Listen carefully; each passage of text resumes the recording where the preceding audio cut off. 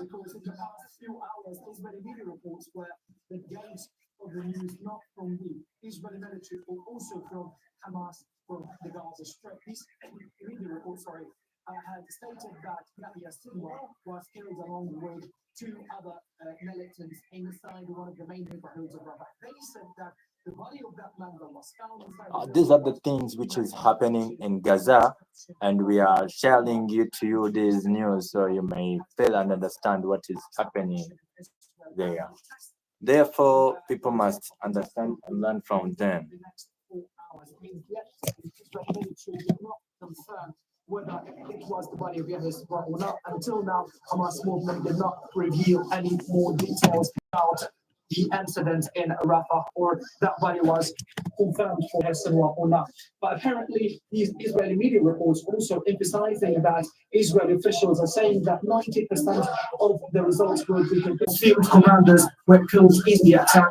That Yahya Sinwar, as the Israeli media reports, claimed that he was inside that building. But till now, Laura, as far as we know, that the situation is still a bit chaotic on the ground. We are still waiting for more confirmation. We cannot say 100% that he was Yahya Sinwar, but the general description matches the general shape of Yahya Sinwar. For Palestinians, Yahya Sinwar is a top military and political leader for Hamas movement. That the assassination, if it's going to be confirmed by the Israeli military, will be a big blow for the all sorts of ceasefire talks to be achievable on the ground, and even will be a big blow also for Hamas movement here inside the Gaza Strip, especially with the assassination of lots of Hamas leaders within the past few months, including which is considered to be, or was considered to be, the top military commander for the military of Hamas, and now Yahya Sinwar is the most second wanted man in the Hamas organization here in the Strip.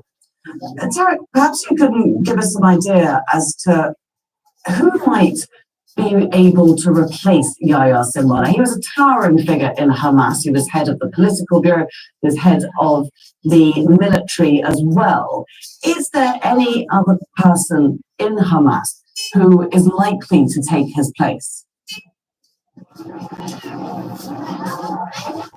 Well, till now, it's unclear who's going to replace Yahya Sinwar if the news about the assassination could be confirmed, because simply the vast majority of Hamas's military council members and leaders were assassinated, including Muhammad Taif, who is the top commander of the military wing of Hamas, also Marwan Isa, alongside with the Abu Tamar, and top figures in the military organization across the entire Gaza Strip were eliminated. Till now, there has been a great sense of ambiguity who's going to replace him on the ground, because Hamas movement did not provide more details about his successor.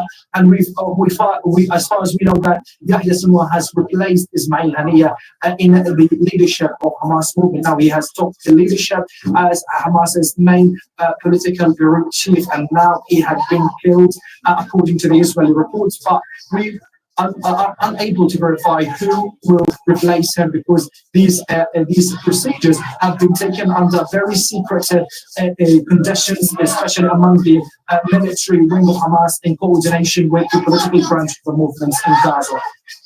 Tarek Abu Azum bringing us reactions there from many thanks indeed, Tarek. Released a statement, and it says 3 people were killed during an operation in Gaza, and that it's investigating the possibility that one of them was indeed the Hamas leader Yahya Sinwar. It says the identity of the individuals cannot yet be confirmed. It concludes that none of the Israeli captives are believed to have been in the vicinity of the military operation. Let's go to Mohammed Jabju. He's in Jordan's capital, Amman, because the Israeli government has banned Al Jazeera from reporting inside Israel. So, Mo, we're hearing that it's going to take up to 4 hours for the Israelis to confirm via DNA and dental records and possibly fingerprints as well, that indeed the body that they have brought back from Rafah to Jerusalem is that of Yahya Sinwar. And of course, it's worth noting, isn't it? They'll have all of this information on record, because this is a man who spent more than 20 years in Israeli jails.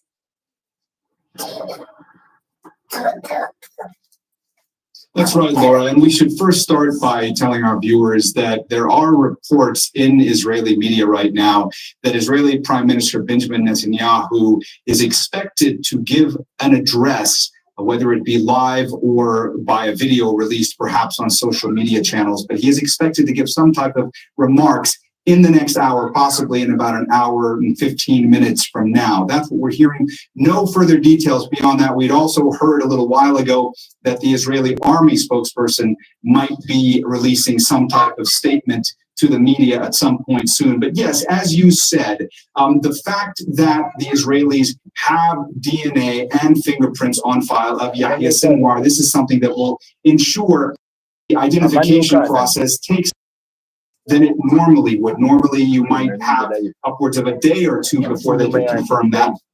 But because Sinwar was in an Israeli prison for so many years, they already have that DNA information and his fingerprints on file. So that will certainly expedite the confirmation process. Now, we should also mention that while we have not gotten any official statement from the Israeli army or from Israeli leaders as to confirmation of the killing of Yahya Sinwar, across the Israeli media landscape, it is now taken as a certainty that he has been killed. Many army officials and political leaders quoted anonymously in various publications confirming to Israeli media outlets and TV channels and online publications and newspapers that Sinwar has been killed. But still, no definitive confirmation from any official Israeli channels. We should also mention that inside Israel, what we're seeing more and more of on social media channels are people posting videos of celebrations going on throughout Israel in various cities. Some of the videos show people on beaches yelling and happy about the news. Some of the videos show families at a dinner table popping the cork of a champagne bottle, celebrating the news that Yahya Sinwar may have been killed. There's also videos showing people dancing in the streets of different cities. So right now within Israel, what we're seeing is a celebratory mood at this news that Sinwar may have been killed, and we are expecting within the next hour to hour and a half that we may be hearing from Netanyahu with more details. Laura? So we may have lots of people celebrating, but we're also seeing pictures of relatives of the hostages again gathering in Tel Aviv. They are not celebrating because, of course, the only thing that they are interested in is bringing home their family members. More than 100 captives still unaccounted for. What are you hearing from them? So we've gotten a statement from the Hostages Families Forum, and let me read you and our viewers a little bit of what that statement says.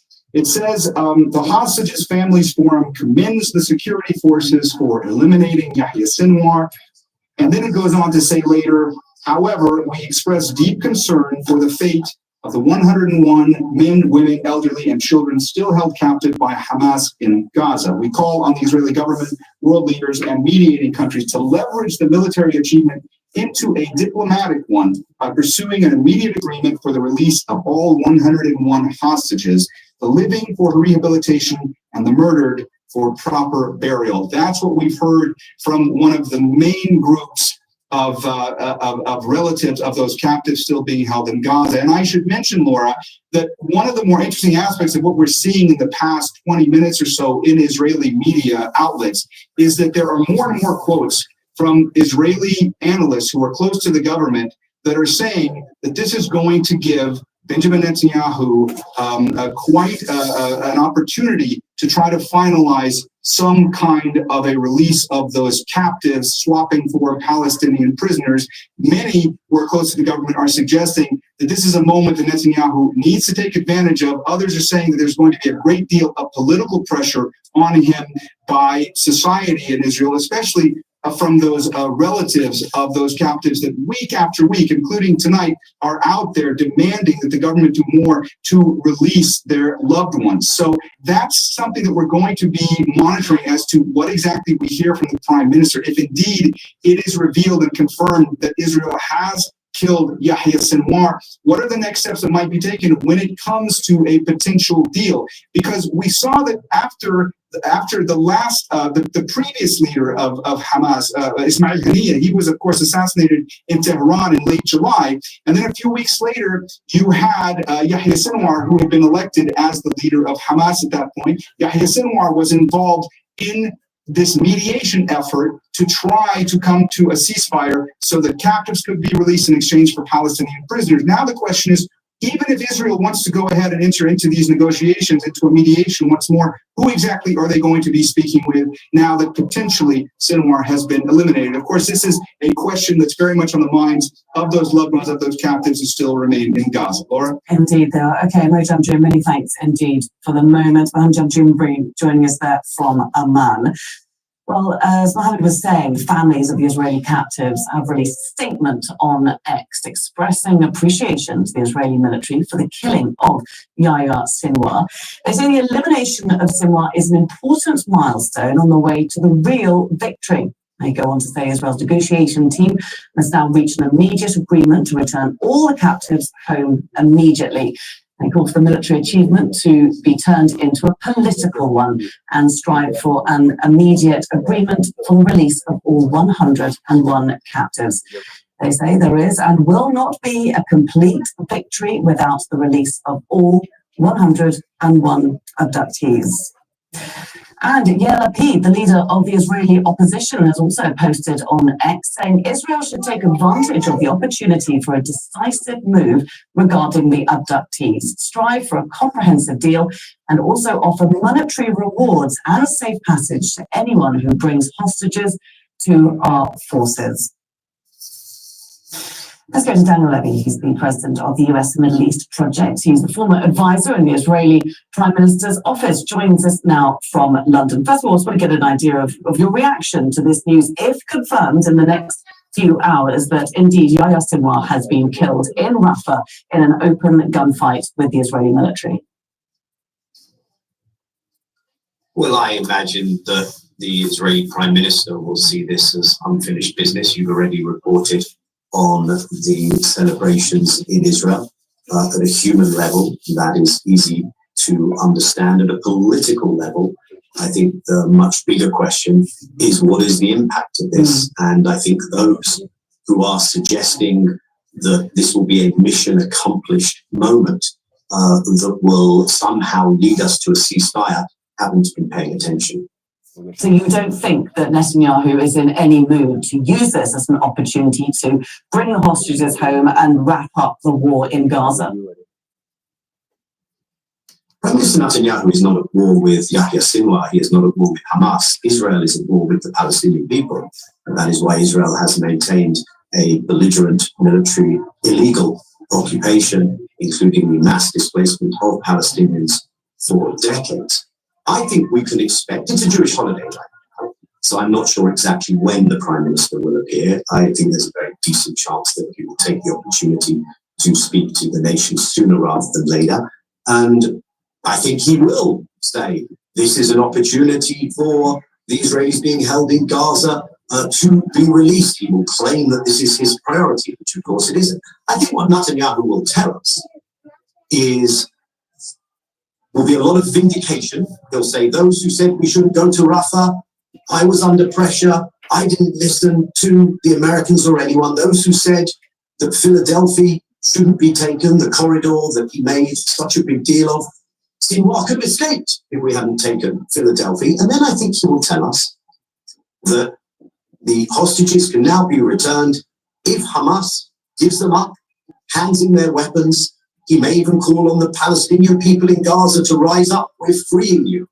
And I think this is for the consumption of a Western audience, the consumption of his own public opinion, and that there's no reality to what is going to happen next. First of all, who are you going to deal with, negotiate with? Second of all, Netanyahu has no intention of negotiating for an actual ceasefire. He will tell us that now the mission needs to be finished. And we have this Israeli Western obsession that you remove the leader, that you cut off the head of the snake, and then the issue is dealt with, as if Palestinian resistance was premised on the mesmerizing appeal of Mr. Sinwar or any other leader. that has been assassinated in the past. Resistance is a function of the oppressive conditions and denial of rights under which people are kept. A colonial mindset cannot understand that, but the people living under those conditions will understand that. The position of head of an armed resistance movement against an occupation like this is a position where the job definition is martyrdom. It's not as if Mr. Sinwar anticipated spending his dotage playing with his grandchildren. But that might be the way Netanyahu sees the battle, the war in Gaza. But to all intents and purposes, from the outside at least, the US doesn't give that impression that that is what it's willing to support in the Gaza Strip, that it was willing to support Netanyahu's stated goal, which was bringing an end to Hamas. So how long will the US continue its support? Well, first of all, this is not the end of Hamas. Hamas has a collective leadership structure. And this is not, people aren't going to turn around and say, oh, well, the leader's gone again. It's just a strange way of thinking about resistance movements rooted in popular struggle of an oppressed people. It was very unusual in recent living memory for a Hamas leader, the leader, to be residing in Gaza. Khaled Mashal, of course, was in exile, not under the watchful eye of Israel, inside the territories. Once Haniyeh became leader, he moved into exile.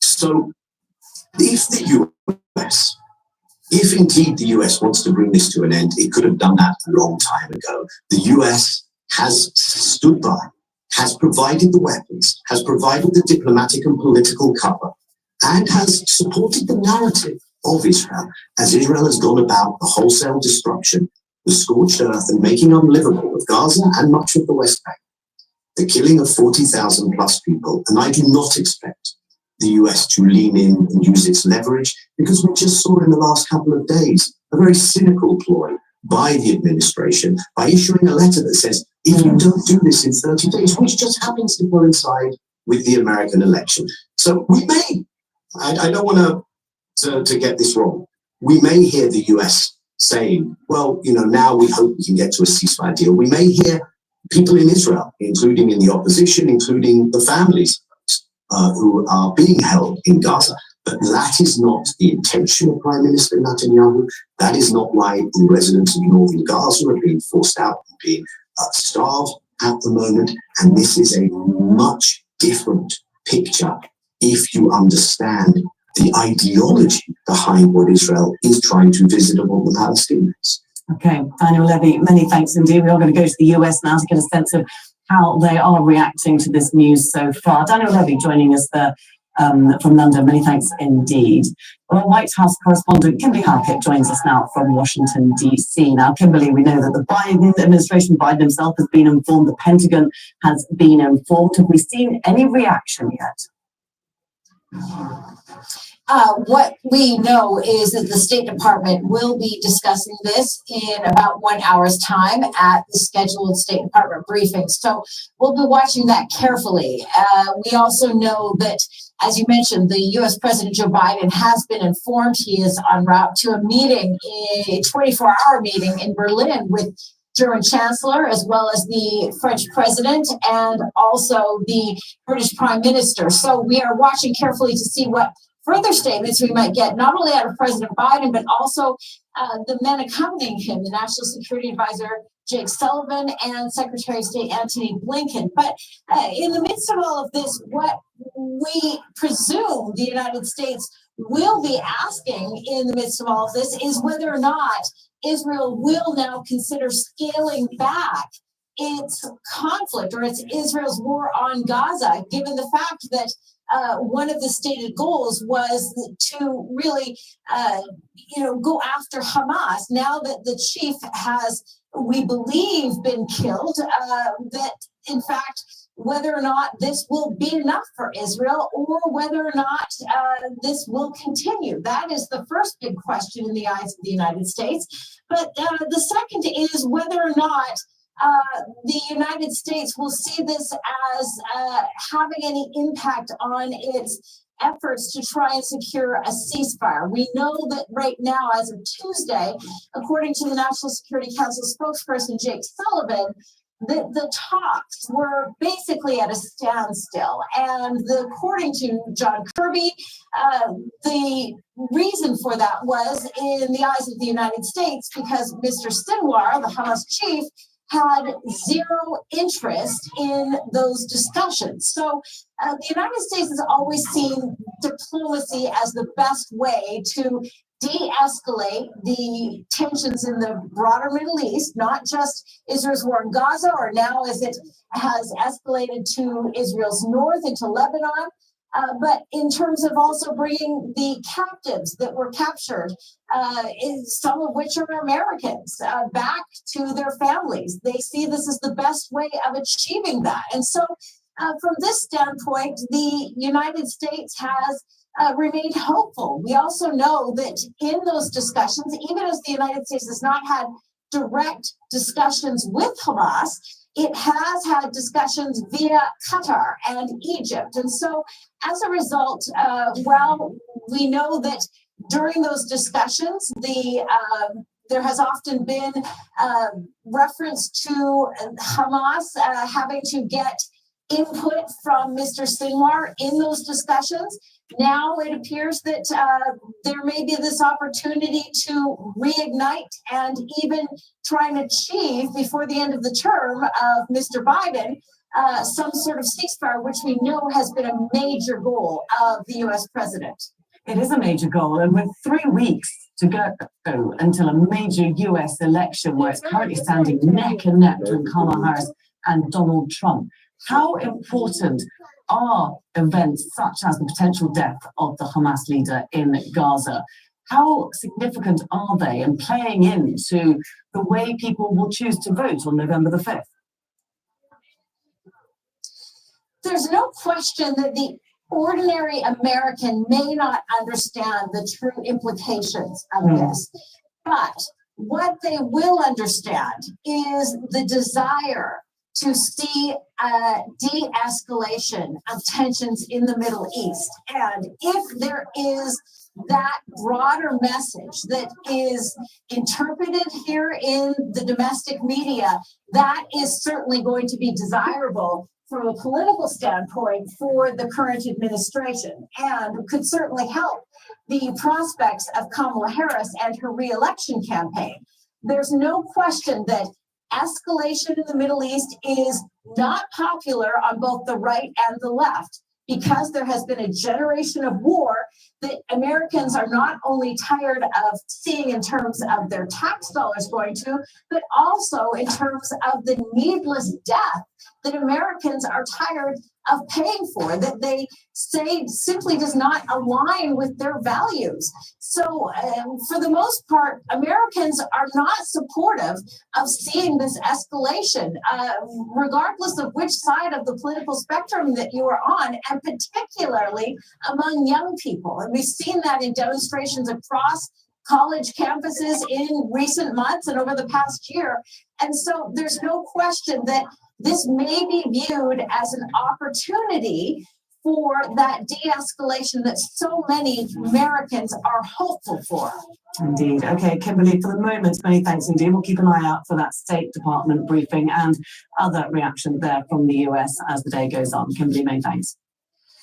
Well, let's take a closer look at the Gaza-based armed group. Hamas was founded in 1987 after the first Intifada, when Israeli forces killed hundreds of Palestinians protesting against the illegal occupation of their land.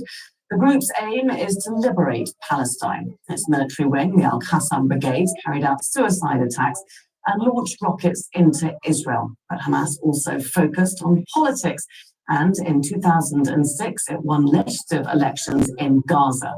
The following year, Hamas ousted Fatah, its main political rival, from the Strip after heavy fighting. Israel responded by imposing a land, air, and sea blockade on the territory.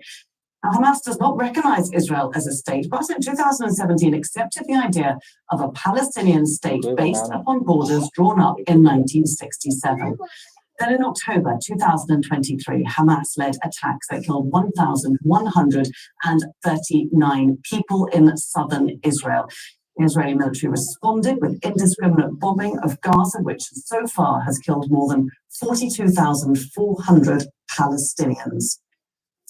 Let's bring in Maran Bashar now. He's Al Jazeera senior political analyst, joins us from London. Maran, we were talking a little earlier about the nature of Hamas, and you were very rightly saying that members of Hamas, members of the Palestinian resistance, don't have any of this resistance in their nature. It's been nurtured by the situation that they find themselves in. Can you tell us a little bit more again about that? Yes, it's the simple fact that Palestine has been occupied and dispossessed for 8 decades now. And Gaza particularly was occupied for almost 6 decades. Someone like Sinwar, like Yahya, and a whole bunch of other Hamas and other Palestinian factions, militants, leaders, supporters, and so on and so forth, have gone through 3 stages that certainly can make anyone a resistant fighter. In fact, just for your viewers around the world to understand this in the right context, Ehud Barak, Israel's most decorated general and a former chief of the Israeli military, said, if I were born a Palestinian, I would have been a terrorist. He said, a terrorist. Anyway, that's Ehud Barak. But why would he say anything like that? I personally was born a Palestinian or not. I'll tell you why, because when those generations of Palestinians who were born in the West Bank, Gaza, and other places in a refugee camp for decades, their family, their siblings, their extended families are all refugees in the Gaza Strip. More than 80% of the population of Gaza Strip are refugees from surrounding towns and villages that are today called Israel. They've grown up in destitute circumstances, not only in refugee camps, but also under occupation, military occupation, horrific military occupation that eventually turned into not just occupation, but a siege, where hunger, famine, and boycotting of basically every aspect of life. And a whole bunch of them ended up in prison. More than 1 million Palestinians passed through Israeli prison cells and interrogations over the years, more than 1 million. So you can imagine, when you go through those 3 stages of life, you and your family living as refugees, and you live under military occupation, and a whole bunch of you, your relatives, your friends, your father, your son, and so on and so forth, ended up in prison, then you certainly nurtured to be something of a radical, something of that is fighting for one's liberty, one's security, one's independence, and the independence of one's loved ones. And that's why people in Gaza, the West Bank, and other places of refuge were determined to fight, not because they hate a certain race, because they just feel like it, because they actually grew into it as people under occupation. And we see that certainly in the likes of the character of Sinwar and Yahya, spending 20 years in prison, 60 years under occupation, and a family that has been dispossessed. And ever since I've read, like half an hour ago, that the Israeli negotiations team is meeting urgently direction. See, there are these 2 scenarios now. Either Netanyahu is going to say the job is not finished, mission unaccomplished, and hence we're going to continue with the war. And then there's a whole bunch of ducks that will line up, right? Or it will be saying something like, mission almost accomplished, let's get the captives out of Gaza, let's sign on to a temporary ceasefire, we can always continue the war after that, and let's take that pathway with the support of the Biden administration and so forth. As I said, these 2 scenarios are both potentially possible, right? But which one is probable depends on how the ducks line up. If the first duck today that's already been decided, Israel bombing Iran, and continues to expand the war against Lebanon, I doubt there's going to be any ceasefire deal, any exchange of captives. If, on the other hand, there's an enormous American pressure to say this is an opportunity, enormous Israeli pressures where people go back to the streets where there are hundreds of thousands to say this is the time, Sinwar is dead, long live the captives kind of thing, right? Then the ducks will line up differently. So we're going to have to wait and see. I think, as I said, it is still, both scenarios are possible, but one is more probable than the other. Perhaps we can keep an eye on the Jabalia siege, the siege on northern Gaza, which is now in its 13th day, to see if that continues. And if it does, that might be our answer. Well, there's clearly what's happening in Gaza is, it's quite something. And that's why I think if even if the scenario of a ceasefire and release the captives is supported by this fanatical government, I don't see it signing on permanent ceasefire. This Israeli government is not about to have peace in Palestine anytime soon. And that's why what they're doing in Gaza and Lebanon, they are doing something for the long term. That's what I said earlier when you and I were talking, that they are not just thinking of mourning the lone, they are thinking of burning down the fields. They are thinking of destroying Gaza over the heads of its people. Of course, Palestinians argue back that Palestinians are like seeds. The more you bury them, the better they grow. And hence there will be resistance, there will be Palestinian people, there will be Palestinian cause move forward, no matter what Israel does. Be that as it may, the plans for Gaza, as you said, are really quite diabolic. Because the so-called general's plan, which is an evil plan, cooked up by the worst of Israel's military, says basically we're going to divide Gaza into half and we're going to empty the northern half of Gaza and even the eastern part, empty them of their population. And that's why they're carrying now a systematic murder on an industrial scale in northern Gaza, burning down northern Gaza in order to keep as many people as possible to the south. And that's why they're burning down villages. An image I saw today of really just destroying an entire village on a hill in South Lebanon is apparently a pilot of things to come.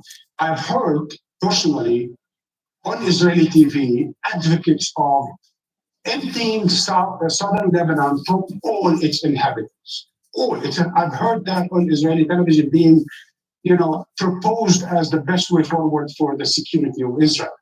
So as Israel builds those two scenarios of emptying south of Lebanon from its inhabitants, emptying northern Gaza from its inhabitants, clearly the idea of a ceasefire is really almost ridiculous. Even if it happens, it won't be permanent, as I said.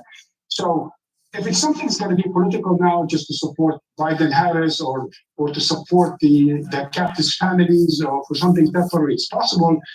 I'm still more in tune with the unfortunately more somber scenario of if there's going to be bombing of emptying South Lebanon and northern Gaza, then we are really talking about, more of the same genocide. Mohammed Bishara joining us there. In Gaza in March 2004. And at the beginning of this year, an Israeli drone struck a building in southern Beirut, killing Salah al-Arouri. He was the deputy head of Hamas's political bureau and its leader in the occupied West Bank. On March the 10th, an Israeli airstrike on al-Nusayrat refugee camp in Gaza killed Marwan Issa. He was the deputy leader of the Qassam Brigades, the armed wing of Hamas. And in July, political leader Ismail Haniyeh was assassinated in Tehran. He was in the Iranian capital for the inauguration of the new president. Let's bring in Elijah Magnier now. He's a military and political analyst, joins us from Brussels.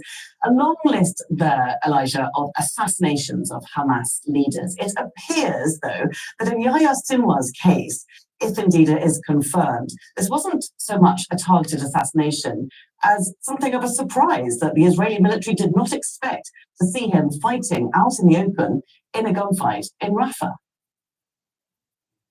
Indeed, because Sinwar, first of all, is not directly conducting the operation in other parts in Gaza and is not in a tunnel. He is not in Jabalia, and the significance of showing Yahya Sinwar killed in a house rather than hiding in a tunnel in Rafah means while he's wearing a military fatigue and apparently engaged in a fight, such an image portrays Sinwar as a leader who remained on the battlefield until the end, and not as someone who was merely hiding under the ground, as many would have expected, which strengthened the narrative that he was committed to resisting Israel occupation up close and reinforcing his status as a dedicated leader among his people.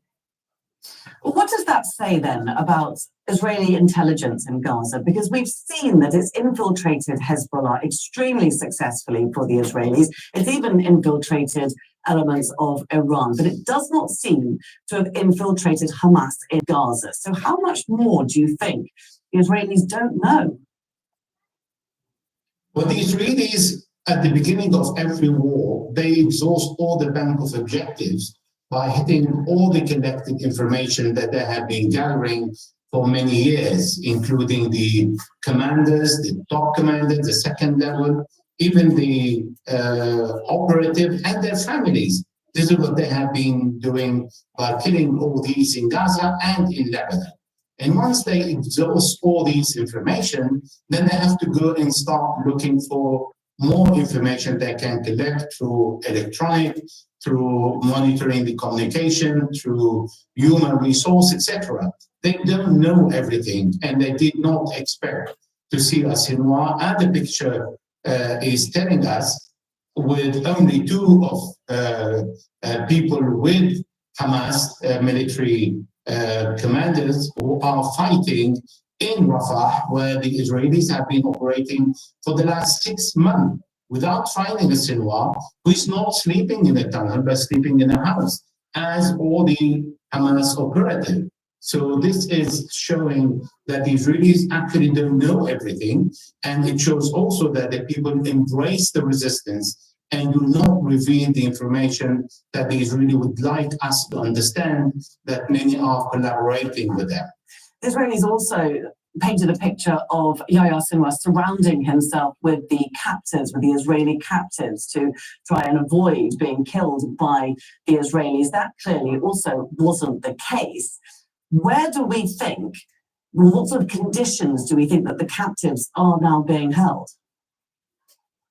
Well, first of all, we need to understand if Benjamin Netanyahu is interested really in releasing all the captives, or he's just using this card just to continue the war. It's not in the interest of Netanyahu to stop the war in Gaza, but he would say that Hamas is not finished, and Hamas, rightly, is a decentralized leadership model where our different branches operate independently between the political and military wing. So Yahya Sinwar removing it will not do anything for the captives unless in the Israeli narrative, because the decentralized structure ensure that removing one leader doesn't paralyze the organization's ability to function. Otherwise, Netanyahu will have to negotiate with the home. If Yahya Sinwar was elected as a leader, it was for a particular purpose. Hamas switched the leadership to Yahya Sinwar in Gaza to say that, knowing that he's going to be killed in the battlefield, and those leaders of Hamas are fighting among the people, and if Israel want to negotiate about the captives, they know which door to knock, either in Doha or in Cairo, and they can stop the war on Gaza, which I don't think this is what is the aim of Benjamin Netanyahu. Elijah, what impact do you think the death of Yahya Sinwar is going to have, if any, on the way Israel is fighting in Gaza? Thinking particularly of this 13-day-long siege that is so devastating for 400,000 odd people still living in the north of Gaza. Well, the only indication we've seen from the Americans saying to the Israelis, you have 30 days, which in my understanding, 30 days to continue killing the Palestinians, and then make sure that you feed them and then you kill them not on empty stomach. The Israelis, supported with by the Americans, will continue the operation in Jabalia, will move again to the other part of the north in Gaza City, and then their aim, as was revealed by many officials in Israel, to re-establish settlement in Gaza.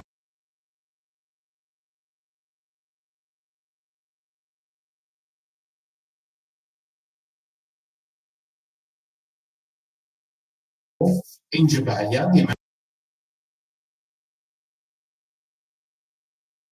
exists in 30 days. Neither Joe Biden is going to be re-elected because it is Kamala Harris or perhaps Donald Trump. So these 30 days means nothing. It's just giving the legitimacy for Benjamin Netanyahu to continue his extermination of the Palestinians in the north and to starve them if they're not killed in the battlefield.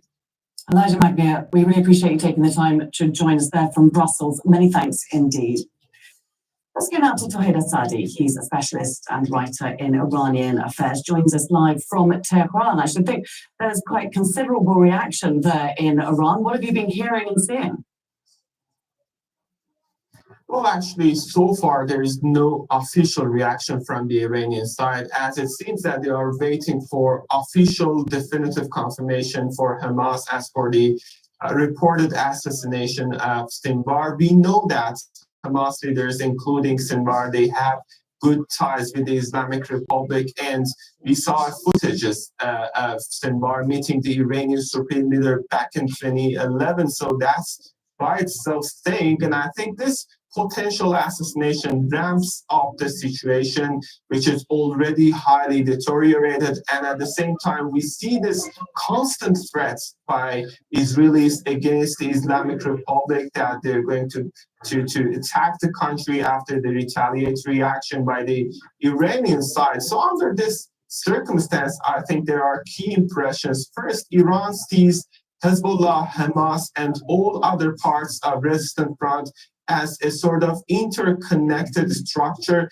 with a huge amount of strengths when we're talking about the structure. So it's not a matter of one leader. Of course, it's going to be a big blow if true, and this is going to be a damage for Hamas. But indeed, what comes from Iran is the statement that we heard when we had the news on the assassination of General Secretary of Hezbollah, Sayyid Hassan Nasrallah. Iranian Supreme Leader Ayatollah Khamenei came out to say that he has confidence in the structural strengths of the resistance front and the fact that they are interconnected. So Hamas, Hezbollah, and all these parts of the resistance front are going to be there. They're not going to go anywhere because the cause behind the formulation of these groups is still there. That is the occupation of the Israelis. That is the aggressive behavior that we see on a daily basis. And now this machine of killing and assassination. This is the second highest ranking official of Hamas. The first one was the Ismail Haniyeh's assassination, which took place in Iran, which let's say was again another big loss for this group. But indeed, the truth of the matter is that this resistance front is going in a very extensive direction because of the fact that there is no hope for ceasefire if you just take a look at the Israeli aggressive continued behavior from the Iranian side. I'm strongly convinced that now there is this profound understanding that Israeli madness, this insatiable desire to expand the battlefield, is not going to be stopped at any point. Therefore, Iranians are preparing for any sort of scenario, stating that they're not interested in war, but at the same time, in case the situation escalates, there is a readiness to respond. This is a key point. This is a key point of concern that we see from Tehran these days. Okay. Tawhid Sadi, many thanks indeed for bringing us the view there from Tehran. Let's now bring in Ali Hashem. He joins us from Beirut. Very interesting, Ali, to see how people there are feeling about this killing, a country that has seen many other killings on its soil by the Israelis. Well, indeed, the series of assassinations and today the killing of Sinwar, this is overwhelming the discussions here, especially that the main issue that everyone is looking for answers for is when would this war end? With the killing of main figures, symbols of Hezbollah and Hamas. Would this be enough for Prime Minister Netanyahu to end this war? This is the main question here, especially that over the past few months, we've seen the assassination of Ismail Haniyeh in Tehran. Before that, in Beirut, the assassination of Deputy Politburo Chief of Hamas, Saleh al-Arouri. Then the assassination of Hassan Nasrallah, and of course, Israel's announced assassination of Muhammad al-Dayf, the commander of Al-Qassam brigades, and today Yahya Sinwar. So the people who made the 7th of October, from the Israeli point of view, have been killed. But now the main issue is that the objectives has not been met. The captives are still in Gaza. The rockets are still falling on Israeli cities. The residents of the north are still outside their homes. So with Prime Minister Netanyahu really achieving some symbolic achievements with respect to the war against Hamas and Hezbollah, he's still far from getting to his own main objectives. And this is why many people, when they're discussing this issue, are quite concerned that this war hasn't come to an end. Add to that the anticipated attack on Iran that could steer a kind of a regional tension. Indeed, because amid all of this, we are continuing to see Israel pounding positions that it says are Hezbollah locations or linked to Hezbollah all over Lebanon.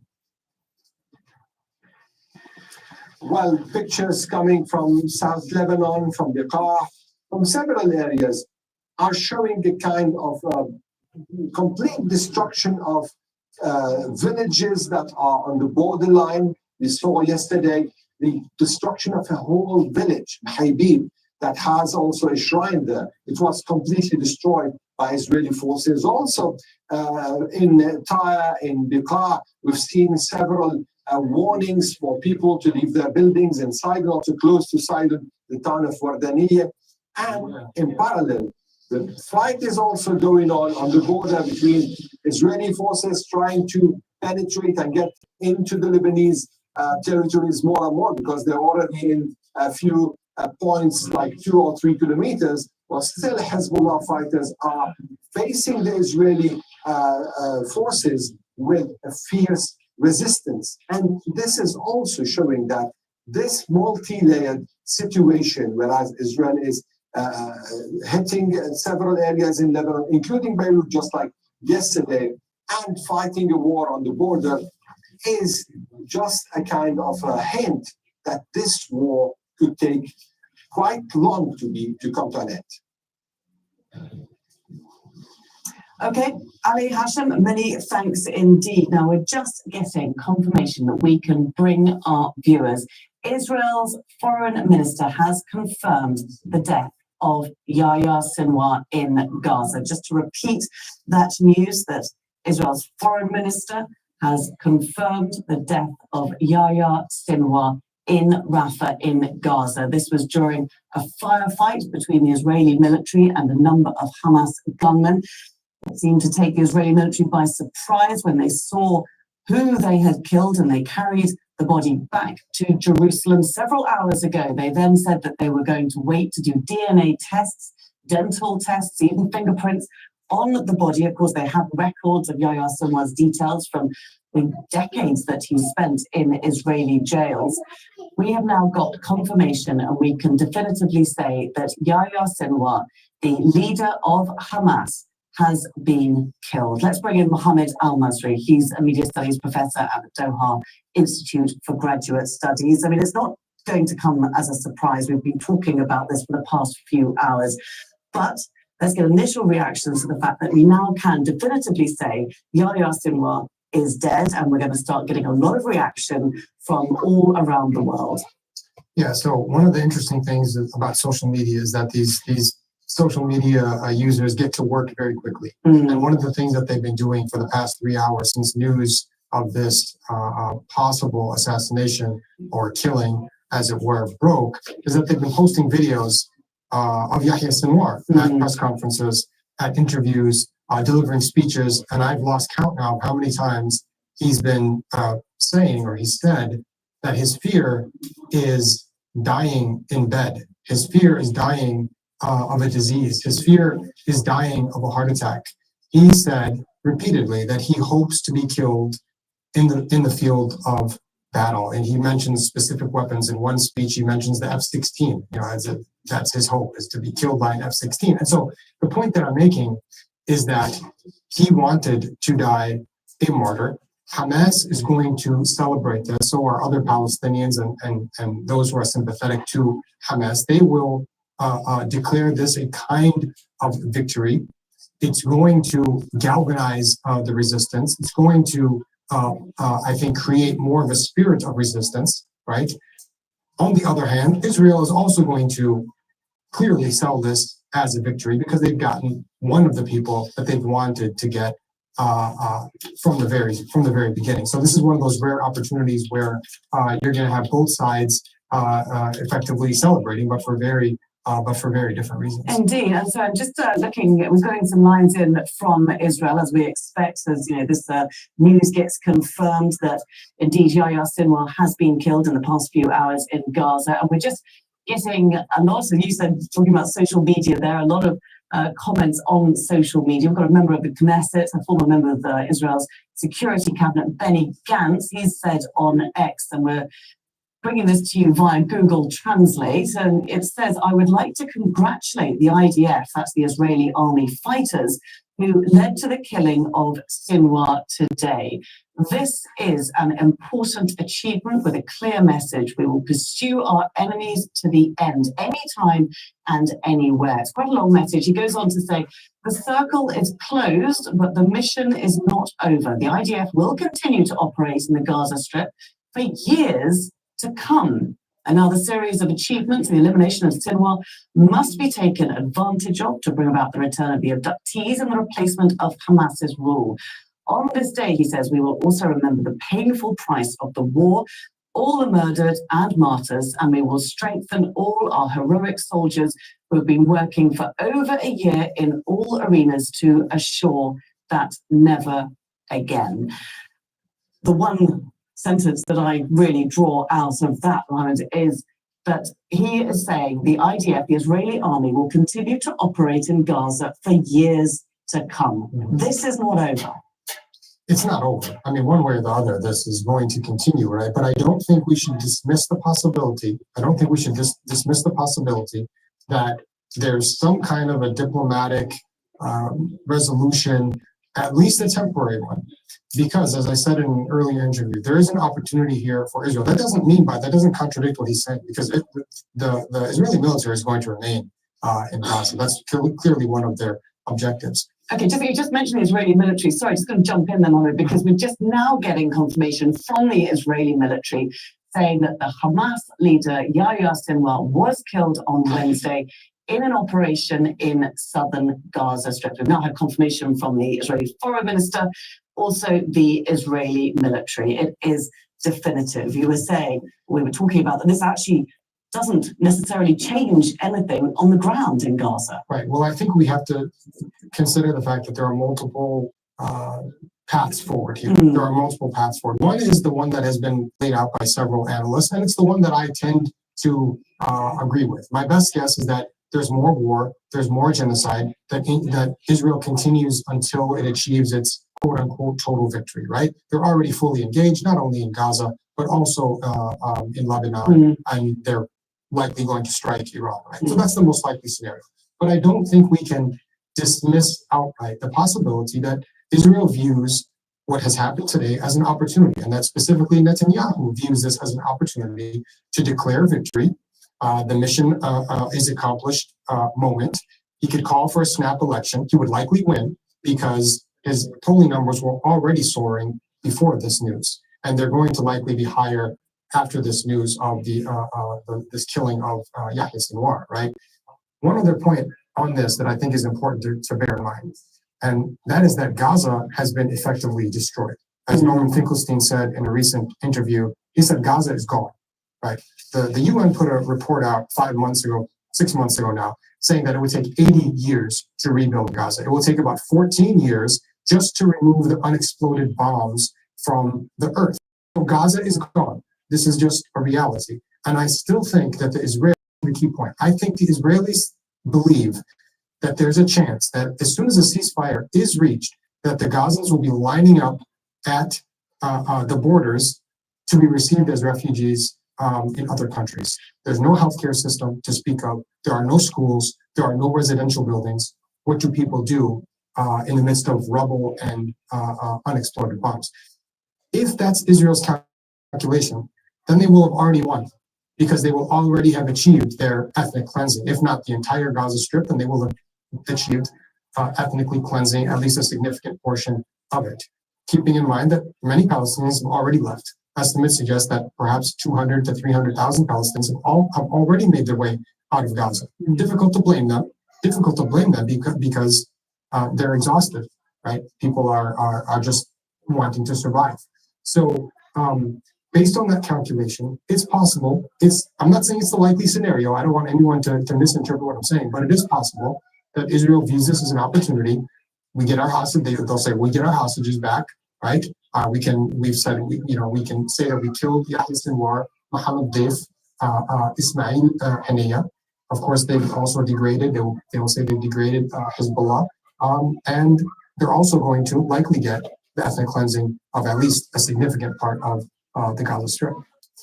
Mohammed Al-Masri, many thanks indeed. As you say, nothing is definitive. We don't know for certain what's going to happen, but it's very good to have you here to speculate and I chew over what might happen next, because this is a definitive moment. It's just gone 17 GMT. I'm Laura Kyle, and you're watching our rolling coverage of the breaking news that Yahya Sinwar has been killed in the Gaza Strip. We've just been confirmed by the Israeli military that he was killed on Wednesday. That is yesterday. He was killed on Wednesday in southern Gaza Strip in Rafah in a gunfight, and his body was then taken to Jerusalem to be identified. We don't know when his body was recovered by the Israelis, but we are now hearing that it was on Wednesday that he was killed. Yahya Sinwar is the man Israel accused of masterminding the October 7th attacks. He was born in the Khan Yunis refugee camp in southern Gaza in 1962. His family were refugees from Majd al-Asqalan, or what became Ashkelon after the creation of Israel. Sinwar spent 23 years of his life in Israeli prisons for allegedly planning the abduction and killing of 2 Israeli soldiers in 1988. He was released in 2011 as part of a prisoner exchange deal. The Israeli government assessment described him as ruthless and powerful. Sinwar used his time in jail to learn Hebrew and became fluent in the language. He became Hamas leader this year after the assassination of Ismail Haniya in Tehran. Well, Palestinians in Gaza have been reacting to the killing of Sinwar. Let's take a listen. He knows his fate is martyrdom in God's name. All the Palestinian people know they're martyrs. Thanks be to God. They did not only assassinate Yahya Sinwar, they also assassinated Ismail Haniya. They assassinated Hassan Nasrallah, and the war did not stop. We are not asking for them to assassinate this person or that. They have assassinated most of our leaders. We are calling for the war to stop. We heard this news, but even if he is martyred, the war continues. Mohammed Jamjoon is in Jordan's capital, Amman. That's because the Israeli government has banned Al Jazeera for several months now from reporting inside Israel. So, Mohammed Jamjoon, we have just been getting the confirmation that we've been waiting for from the Israeli military that indeed Yahya Sinwar has been killed. Very interesting to note the timing of his death yesterday, Wednesday. What more do we know? That's right, Laura. Let me read you and our viewers the statement that just moments ago was released finally by Israel's army. It reads in part that the Israeli army confirms that after a year-long pursuit, yesterday, Wednesday, October 16th, 2024, IDF soldiers from the Southern Command eliminated Yahya Sinwar, the leader of the Hamas terrorist organization, in an operation in the southern Gaza Strip. It goes on to say that Israeli army soldiers of the 828th Brigade operating in the area identified and eliminated 3 terrorists. After completing the process of identifying the body, it can be confirmed that Yahya Sinwar was eliminated. Not a lot more operational details beyond that. What we know from leaks that have been provided to the Israeli media by Israeli army officials earlier in the evening is that this was not any kind of an intelligence. They suspected that one of those bodies belonged to Yahya Sinwar. Then those bodies were moved, as you mentioned earlier, to Jerusalem, and there were DNA tests that had been carried out. Finally, it has now been confirmed. One of the reasons, of course, that it didn't take longer to finalize the identification through this DNA testing is because Yahya Sinwar had been a prisoner in an Israeli prison for years. And so the Israelis already had his DNA and his fingerprints on file. That made the process of identifying, confirming that it was Yahya Sinwar who had been killed, that made it much easier and much less time consuming. Now, we're also seeing statements from Israel's foreign minister, Israel Katz, confirming that he had been killed, Sinwar had been killed, and we're starting to see other Israeli political leaders also commenting on their social media channels that Sinwar has been killed. Of course, this will be seen as a great victory in Israel for the Israeli army, and to that end, we are seeing a lot of videos posted on social media in various cities across Israel of parts of the population that are celebrating. We are seeing videos of people dancing in the streets, dancing along the beach. We are seeing videos of families having dinner and people popping champagne corks and drinking to the news that Yahya Sinwar had been killed. Up until now, it hadn't been officially confirmed by the Israeli army. Now it has been. And what we are awaiting next is it's expected that in about half an hour from now, Israeli Prime Minister Benjamin Netanyahu will be addressing Israelis and giving more details about all that has transpired in this past day and a half. Okay, well, we'll certainly be listening out for that. You talk about celebrations there amongst the Israeli population. Of course, not everyone is celebrating. We've also got pictures coming from Tel Aviv of the captives, relatives and friends protesting. It remains a somber mood there amongst those protesters because, of course, for them, nothing has changed. Their loved ones are still inside Gaza, and there's now maybe more questions as to how they get released, as we don't know who is going to be negotiating on behalf of Hamas. That's right, Laura. And in fact, we've already seen a statement that was released by the Hostages Families Forum in Israel, in which they have commended the Israeli army for carrying out the killing of Yahya Sinwar, but they're also demanding that the government, and especially the prime minister, now really focus on trying to leverage what has been achieved to try and enter once again into mediation to get a ceasefire and to get a prisoner and captive swap deal going. They have been coming out week after week since October 7th, demanding that the prime minister, that the government do more to focus more attention on the plight of their loved ones who remain captive in Gaza. And now they are saying this is the right moment. To that end, we are also seeing quotes throughout the Israeli media landscape, just in the past hour.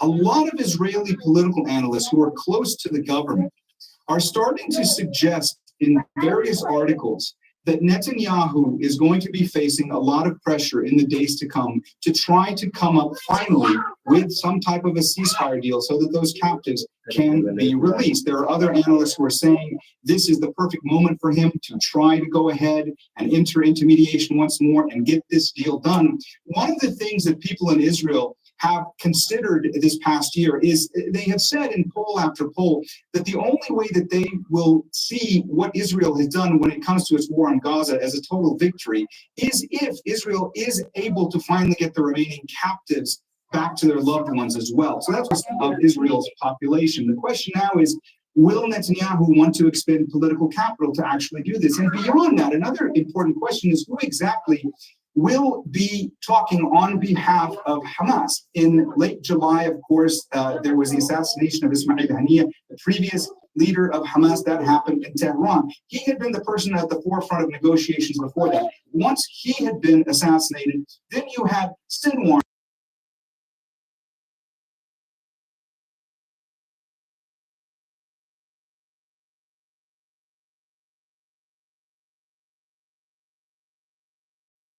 To getting into a ceasefire deal. And of course, now Sinwar has been eliminated. Now, of course, those talks have been off track for a long time, and there has been no real push in the last couple of months to try to get a deal going when it comes to a ceasefire in Gaza and a prisoner and captive swap. But now there are suggestions that that could once again be on the table. But again, one of the key questions is going to be is who is going to be the person when it comes to Hamas, that mediators can speak with to try and actually get something like this done going forward. Many thanks indeed for the moment joining us there from Amman, bringing us the Israeli perspective. Now, Hind Hassan is a journalist, formerly of Vice News, and she's one of the last people to have interviewed Yahya Sinwar in Gaza on the 2nd of June 2021. Those list of demands included for Israeli police and forces to leave Al-Aqsa, for the people in Sheikh Jarrah for their homes to be protected, and also for the blockade of Gaza to be lifted. None of these have actually been guaranteed to you. Are you committed to this ceasefire? Well, in that interview, the two discussed the hostilities between Israel and Hamas at the time, the future of Gaza and the situation in the occupied West Bank. Sinwar told Hind it was unfair for the world to expect Palestinians to be well-behaved victims of Israeli violence. Well, we can now speak to Hind Hassan. She joins us from London. What a unique insight that you must have had there into this man, into this leader of Hamas for many, many years, who we've just had confirmed was killed yesterday on Wednesday in Gaza. Can you tell us a little bit about what he was like to interview? Absolutely. So just to clarify the clip that you saw, so the interview went out on the 2nd of June, but we'd actually met him at the end of May because it was a very surreal experience how it all came about. It was during the time that Israel had been bombarding Gaza. There was 11 days of bombardment. Hundreds of Palestinians had been killed. The crossings into Gaza had been blocked. There were a lot of us journalists trying to get in. And once we did manage to get in, after the bombardment had stopped, we saw horrific destruction in a lot of residential areas. And that was just after 11 days at that time. And when we went in, we understood that there had been attempts to target Yahya Sinwar during those 11 days of bombardment. And all the journalists were clamoring to try and interview him, but the word on the ground was there's no way that anyone was going to get anywhere near him. He was likely to be in hiding. There's just no way we're going to be able to get an interview with Yahya Sinwar. And so one of the days we get out of our car, we're walking down the street with the local Palestinian journalists who are with us and with producer Lamad Aryan, and there's a commotion. There's a group of people and they're walking down the street and there's a lot of people gathering around them, and we're looking over to see what's happening. A group of men have walked out of a mosque, and then one of our Palestinian local journalists who we're working with us said, I think that's Yahya Sinwar. So we look over and it does look like him. So we decide at that moment to cross over the street to just approach him. Now, no security stopped us. Nobody got in our way. We managed to just stroll up to him, and we stood in front of him, introduced ourselves, told him that we were journalists and that we had come from the United Kingdom and from the US, and that we wanted to do an interview with him. And he stood there and he listened to us and he gave us the time and he listened to what we had to say. And in the end, he said, well, my team will take your details and they'll be in contact with you and we'll see if we can arrange something. And we made sure that we took that opportunity to say to him, well, you've made this promise now. I should hope that because you've made this promise, you will follow through and you really will try to give us an interview. But we didn't believe that we would have that opportunity regardless. But the next day we were working and we received a phone call and it was from his team. And they said, come to this location, come at this time, and you can do the interview. And still at that moment, we thought that something was going to happen, it would fall through, but we turned up at the location, we set our cameras up, and we waited patiently. And then Yahya Sinwar entered through a different entrance to us. He came in, he introduced himself, we sat down. We were told we only had a limited amount of time and we could only ask him a number of questions, but actually he allowed us to go over that designated time and he allowed us to ask more questions than we were initially supposed to be asking. And he got up and we had some discussion, small talk before he left, and that was it. And we had no idea at that time that we would be the last journalist to have an on-camera, one-on-one interview with him. Did you get a sense that this was a man who was in hiding from Israel, was being hunted down by Israel, or a man who was defiant in the face of the occupation and the numerous wars that Israel has launched on Gaza, a man who was willing to die for the cause? I mean, like I said, he was walking down the streets. Israel had been bombing Gaza for 11 days, and everyone had believed he was in hiding.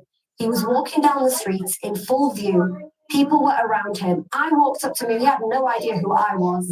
And I walked up to him and nobody stopped me. And I managed to go straight to him and spoke to him. And I think also in the days after, he did do a press conference with other journalists. And also, I think he also told, he sent a message saying, I'm going to be walking down the streets. And if Israel wants to target me, they can do that. And when he came in the interview, when we spoke to him, you know, there are sometimes politicians have a set script that they deliver. They know what they're saying. They repeat the same message over and over again. But there was one moment when I asked him about, you know, people say that you fire rockets into Israel and that's also a war crime. And that's when he got passionate. That's when he spoke about how they are expected to be perfect victims, and that's something that they cannot be. And he also drew a comparison. He drew a parallel. He drew a comparison with the George Floyd movement and what happened with the Black Lives Matter movement in the United States and the Palestinians. So that was something else that he added, and he did get very passionate. And yeah, he came across as a man who was defiant in what he was doing. You often get a sense of who someone is by who they surround themselves by. What were people like who were around him, and the people that you met in Gaza, what did they think of him? I suppose what I'm trying to ask is, what is Yahya Sinwar's legacy going to be? Because of course he was a hero of the resistance, but he's also pulled Gaza into a year-long war that has been the most devastating the Palestinians have ever seen. Well, the people, we didn't really get to communicate too much with the people around him. We met maybe with one or two people, and just in terms of human interactions we had with them, they were very open to us debating with them, pushing for this interview. You know, sometimes we were very abrupt with them and they took no offense to that. We managed to have very typical conversations that you would have with any political leader and their teams in any other place. So that was really something in October the 7th. And I think for a lot of other people, they see him as somebody who has been in Hamas right from the very beginning. He was in Israeli prison for 22 years. He was the leader of Hamas in Gaza. He became the leader at the end, and for many people, he is the head of the Hamas resistance. But I think the biggest issue for a lot of people now is what comes next. And I've had some of your guests have been repeating this question over and over again, because the reality is that thousands, tens of thousands of Palestinians have been killed by Israel in Gaza. They continue to be killed every single day. There are more victims in Gaza today. More children are dying. There are large areas where food can't get to. There are people who are dying of starvation and malnutrition. And I think without the leader of Hamas, without Yahya Sinwar, the fact that he's now being assassinated, it's going to be very difficult to understand how negotiations will progress and how this bombardment and the killing of Palestinians in Gaza will end. Yeah, I wanted to ask you whether there was any sign of a deputy or group of leaders around Yahya Sinwar advising him, or whether he was very much a man who led on his own. To us, he appeared to be a man who, of course, will listen to people, but he appeared to be able to make his decisions. I believe that it was his decision to give us this interview because we asked him directly for the interview and asked him to follow through on the promise that he had made. There's a reason why he didn't give anyone else an interview during that period. There's a reason why he gave it to us, and that was because we directly asked him for that. In terms of who comes next, I mean, his brother, Mohammed Sinwar, has been suggested as a potential leader, but then I don't know if there's also speculation that he may have been in that attack or involved in that attack. But I assume that the Hamas leadership will have known that this was likely a possibility, that it was possible that Yahya Sinwar would be assassinated by Israel. So I'm sure they have a plan in place. And Hassan, viewers, many thanks indeed. That's Hind Hassan, who was one of the last people to have interviewed Yahya Sinwar in the Gaza Strip in 2001. Thanks, Hind. Thank you. Well, let's just take a closer look now at the Gaza-based armed group. Hamas was founded in 1987 after the first Intifada, when Israeli forces killed hundreds of Palestinians protesting against the illegal occupation of their land. The group's aim is to liberate Palestine. Its military wing, Al-Qassam brigades, carried out suicide attacks and launched rockets into Israel. But Hamas also focused on politics. And in 2006, it won Palestinian legislative elections. The following year, Hamas ousted Fatah, its main political rival, from the Strip after heavy fighting. Israel responded by imposing a land, air, and sea blockade on the recognize Israel as a state, but in 2017 accepted the idea of a Palestinian state based on borders drawn up in 1967. Then in October 2023, Hamas led attacks that killed 1,139 people in southern Israel. The Israeli military responded with indiscriminate bombing of Gaza, which so far has killed more than 42,400 Palestinians. Let's go to our White House correspondent, Kimberly Halkett. She joins us from Washington, D.C. And since we last spoke, Kimberly, of course, it has now been confirmed by the Israeli military that Yahya Sinwar was indeed killed, not today, but yesterday. We also understand that the Biden administration was informed of this a number of hours ago, but perhaps it will come, the timing will come as some surprise to Americans as well. Well, what we know is that right now the U.S. administration is readying its statements. We have had an update in regards to the State Department briefing. Originally, we had thought it would come at this hour. It's now been updated for next hour, so we'll be watching carefully for that. We also are watching for a Pentagon briefing to come in the next hour as well, where we expect we will have a detailed reaction. We also know that the U.S. president Joe Biden is traveling as we speak to Germany for a 24-hour trip to Berlin. He'll be meeting with the German Chancellor as well as the French President and the British Prime Minister. So aboard Air Force One, along with the U.S. President, is also the Secretary of State Antony Blinken and National Security Advisor Jake Sullivan. Typically, they gaggle or speak to reporters on board Air Force One, so we know that there's going to be a reaction from there as well, and we're still awaiting that. So anytime now, we will be getting those statements, and this is very much nature, and that is what is taking place as we speak. Now, in the interim, what we know is that the Hamas chief was very much an important figure, not only for Hamas, but also for the United States, particularly as it was trying to achieve a ceasefire in Israel's war in Gaza. As you recall, the United States has been attempting to negotiate war in Gaza and also its war into Lebanon. And so what we know is that as those discussions were stalled in recent weeks, they have been ongoing for many, many months. With the help of Qatar, who has been the intermediary between the United States and Hamas, given the fact that there is no direct relation and correspondence that takes place. And that often at times we were told that in those discussions that there was a need to get direct input from Yahya Sinwar, given the fact that he was the one that would often have to make the decisions in terms of whether or not something could be agreed upon. So this is certainly going to leave in question now where that leaves some of these discussions. If these can be revived, as of last Tuesday, we know that the National Security Council spokesperson John Kirby said that the discussions to try and get a ceasefire were basically on hold or had come to a halt, given the fact that Mr. Sinwar, in his words, had zero of the United States.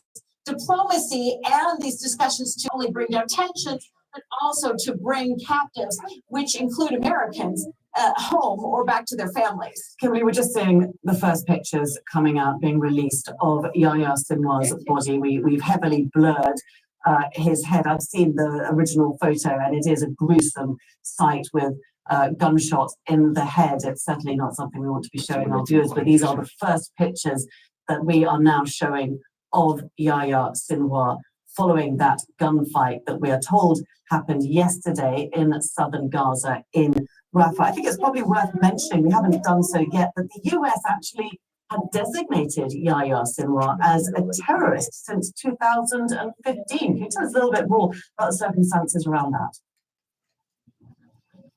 Well, we know that for an enormous amount of time, not only had he been designated this, but there had been but to intercept his communications. This was done in conjunction with U.S. spy agencies and the Israeli intelligence agencies. And so, as a result, there had been a number of what you might call close calls in terms of apprehending him. One as recently as last January, when he was hiding out, I believe it was in a tunnel, and he eluded them by just a matter of hours, but there were traces of his whereabouts that had been left behind. And then again in August. And so the United States had been, even as he was trying to elude their efforts to intercept his communications, they had been close on his tail, if you will. So it's not of enormous surprise that even as this is being reported that this firefight just sort of happened to occur, that it did occur at all, given the fact that this is a man that had been hunted for quite some time. Now, in terms of how this is going to play out, we can tell you that this is a United States that is 3 weeks away from a U.S. election, roughly. And this is going to have an impact on that, given the fact that this is something that, well, the ordinary American may not know who Yahya Sinwar is. What they do know is that they don't like an escalation of tensions in the Middle East. And so through that lens is how this is going to be viewed. If things to escalate, that is going to be bad news for the current administration and for Kamala Harris, the vice president and the Democratic presidential nominee, or if this is something that could be seen as helping to persuade Israel to see this as enough and to try and persuade it to end its war on Gaza and to end its war into Lebanon, then this would be welcome news for many Americans who would welcome the de-escalation of something that many are concerned is rapidly escalating into a conflict that many don't want. There is an entire generation of Americans that feels that they have been born with nothing but war, and they're hoping to see that come to an end. It'll be very interesting to see what impact, if any, this is going to have on those crucial elections, November the 5th, 3 weeks' time from now. Kimberly, for the moment, many thanks indeed. Well, the Israeli politician Benny Gantz has released a statement. He says, I would like to congratulate the IDF fighters, that's the Israeli army, who led to the killing of Sinwar today. This is an important achievement with a clear message. We will pursue our enemies to the end, anytime and anywhere.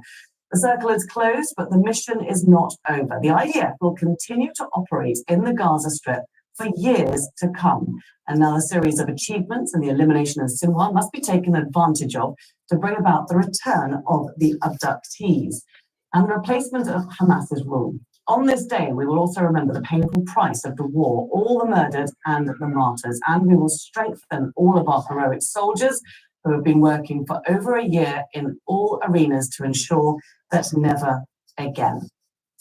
Let's bring in Gideon Levy, an author and columnist with the Israeli newspaper Haaretz. He joins us live from Tel Aviv. So some developments since we last spoke, Gideon. A, first of all, it's been confirmed. B, that it happened yesterday, Wednesday. But what I actually want to pick up on is what Benny Gantz said there, because I think it's really important to look at his statement saying that the IDF, that's the Israeli military, of course, will continue to operate in the Gaza Strip for years to come. That is not what many people are saying. People are saying this is now an opportunity to negotiate again, a ceasefire, the return of the captives. But perhaps this is an insight into what Netanyahu is thinking, which is that nothing changes.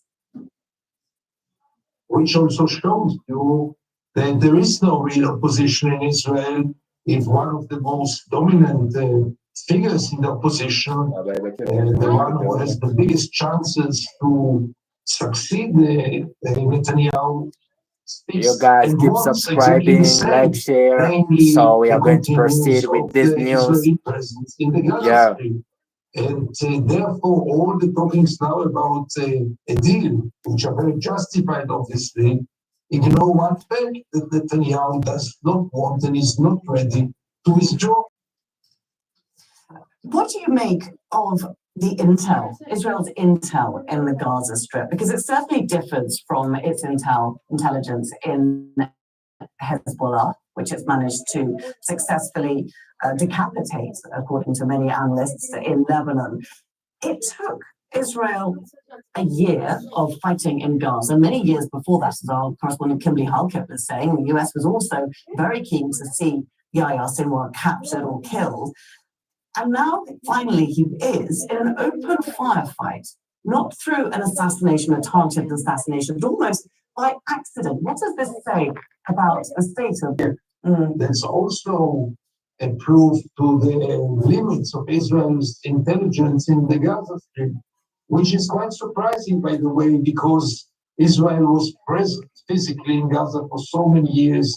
In the Israeli Shabak, the Israeli Secret Services, has their contacts there much more than in Lebanon, and they are also much more active in Gaza with all kinds of deals with people who want to get out from Gaza for medical treatment or other things. They are blackmailing them, and still with all this huge apparatus goes with human beings and technology, and it took them 1 year to find someone who is in a very small piece of land. I'm just going to interrupt there because we have got Netanyahu speaking, Israeli Prime Minister Benjamin Netanyahu speaking. Let's listen. And who will surrender and also release This our is the live captives event which is happening now. I also say that all those who will try to harm the captives will be dead, and we will also settle a long-standing score with them. We will continue to work until the end of the war for all the region and for the. We are saying that the darkness is no longer here and that the light will come soon. Hassan Nasrallah died and many other leaders also died. So this is the beginning of the end. We have a big opportunity in order to eliminate the axis of evil and to go in front of the world. It is clear now why we have insisted to continue this war and why we have insisted to enter Rafah, so that we can reach all the leaders of Hamas, including Yahya Sinwar and many other leaders. I salute all the efforts exerted by our soldiers and also by the Shin Bet security.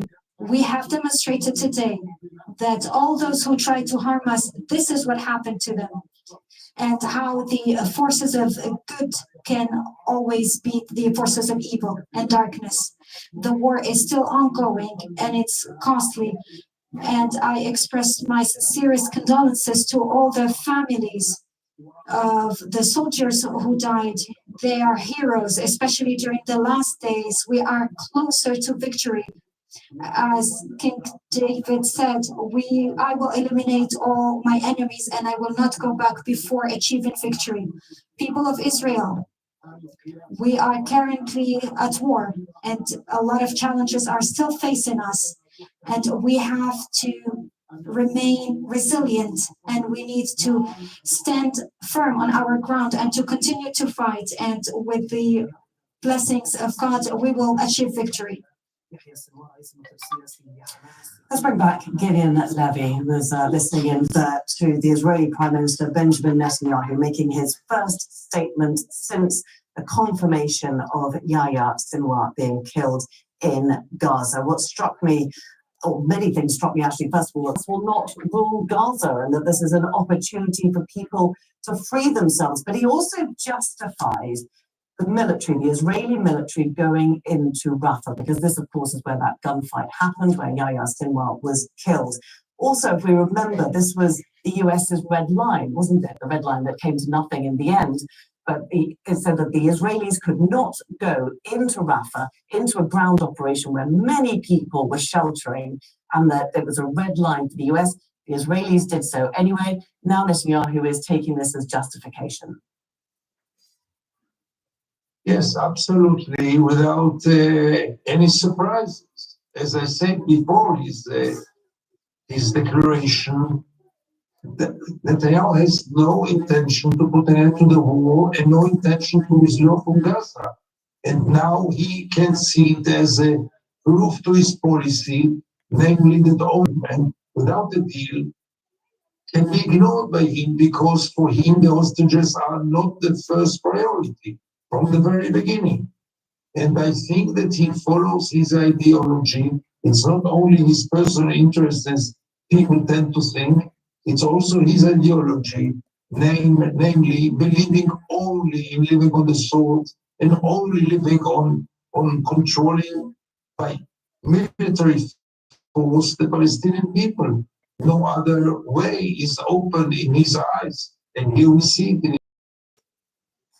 And there's a lot of talk, isn't there, of who might be replacing Yahya Sinwar, and certainly this will be a topic of discussion in the coming days as names start to come forward. But it actually doesn't seem to matter as far as Netanyahu is concerned, because again, he is looking to finish what he considers the job in Gaza. Militarily, he is not interested in getting a ceasefire, in negotiating with Hamas, even though we might feel lots of pressure from the US and certainly lots of pressure from within Israel, from the families of the hostages. Those pressures are not real. The pressure from the families is a pressure, but it's not Netanyahu's political base, and he can easily ignore it, especially now when his popularity will get much higher after this enormous success of killing Sinwar. And the pressure of the Americans is non-existing. Where did you see pressure of the United States? I saw just hollow talkings, advices, requests, warnings, condemnations. I didn't see any pressure. So as long as the Americans don't change the policy, and I can't see them doing it 3 weeks before the elections, I think Netanyahu is free to continue. Okay, Gideon Levy, we really appreciate your time and your perspective there from Tel Aviv. Many thanks indeed. Let's bring in Mohan Bashara now. He's Al Jazeera senior political analyst, joins us from London. Another point that I want to pick up on, Mohan, what Netanyahu said, he broadened out, not only that he was going to stay, or Israel to stay in Gaza, but he broadened it out into the region, saying in Gaza, in Beirut, and the Middle East, light is prevailing over darkness. He went on to say, the region now has an opportunity to stop, quote, the axis of evil and bring peace and prosperity to the Middle East. The death of Yahya Sinwar is not changing anything, according to Benjamin Netanyahu, is it? Well, it is changing, but not in the other sense, if you will. It's changing in the sense that it's increasing his appetite for violence and war. And this is the thing about Netanyahu and his minions in the government, is that their appetite for violence grows with war. They don't get enough of it. And the more they get addicted to it. So with the killing of Haniya, the war expanded, the killing of Nasrallah, the war expanded, and now with the killing of Sinwar, the war will continue to expand and deepen and become even more violent. But specifically to your quote, which I thought that was actually the most head-turning in all of what he said, which was more or less expected, it's the fact that he is definitely underlining the regionalization of the war. And he's talking about eliminating what he calls the axis of evil, which others call the axis of resistance, but be that whatever its name is, he is definitely talking about a regional war. And that goes to the scenario I delineated earlier when we spoke, when we talked about how the ducks will line up. Clearly, for Netanyahu and his minions of precious and fanatics, the ducks will line up through the ethnic cleansing in Gaza, emptying North Gaza of its population, moving forward, finishing up Jabalia, and so on and so forth, finishing up South Lebanon, emptying South Lebanon of its inhabitants onto Syria, meanwhile bombing Iran. This is the scenario, and these are the ducks now that are lining up as targets for the Netanyahu government. Well, we've got Netanyahu saying, quote, evil suffered a severe blow, end quote, with Yahya Sinwar's death. I mean, this just brings to mind, doesn't it, that old adage that one person's terrorist is another person's freedom fighter. And Netanyahu might consider Yahya Sinwar as evil. People of Palestine, others around the world might consider him a hero of resistance. Yes, that is certainly one that is so pervasive that, the likes of the United Nations, for example, would not take a position on a definition of terrorism in general, because it is the most misused and abused term ever. Every enemy of the United States and Israel, etc., become eventually terrorists or are deemed terrorists or defined as terrorists, and hence they are on the terrorist list. Right? Even if they are freedom fighters. But the Mujahideen in Afghanistan, when they were the allies of the United States against the Soviet Union, they were freedom fighters. And President Reagan, back in the 1980s, compared them to the founding fathers of America. The Mujahideen of Afghanistan that turned into their version of Al-Qaeda and the Taliban. These Mujahideen were considered freedom fighters when they were on the side of the United States killing Russians. Right? So the hypocrisy and double standard is just breathtaking, and there's no point for us to continue pounding on that one, because I think that's kind of almost clear now. It's so commonsensical to most people around the world. But I'll tell you what is worse, Laura. What is worse is not just about definitions and counter definitions. What is worse is that we are talking now, or we were just listening to now, to the man who is responsible for the death of tens of